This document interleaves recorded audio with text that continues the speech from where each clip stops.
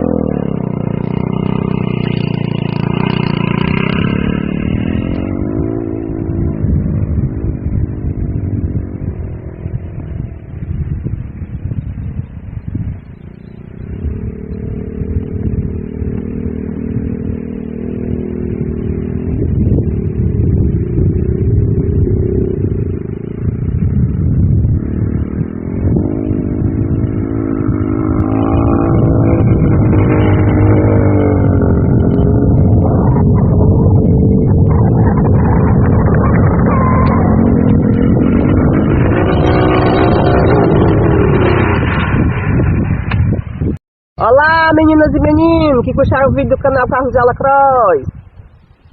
Mais uma vez aqui um vídeo em outra lagoa, né? Que a gente fez o primeiro vídeo numa lagoa. Agora a gente está em outra lagoa. Até numa pista de motocross. A gaiola, a gaiola é pra andar. Ela não é moto, mas ela anda também em pista de motocross. Então um abraço aí pra Sonha Lima, pra Eliveira, pra Galéo, pra Carla Souza, pra Renata, Clara, a Cristina, pra minha filha Cátia, a Aparecida, a Iane, a Lúcia, a Zilma, a Edna, a Sonha, o Pedro Félix, a Rosana Araújo, a Ana Maria e a menina da Bota. Pra todas as pessoas que assistem esse vídeo, meu amigo Cleide Silva, pra minhas amigas do pedal. E até o próximo, agora é Carlos da Gaiola Cross falando. E aí galera, curta o vídeo do canal Gaiola Cross. Vou dar um alô aqui pro meu amigo Pedro Félix, meu amigo Gilmar do Projeto, meu amigo Francisco lá no Tururu, meu amigo Emerson, São Luís do Puru. Um alô pro Gabriel, pro Gabriel. Um alô pra meu amigo Elmo Vale, Luciano na Paraíba, Lia, Sonha Lima,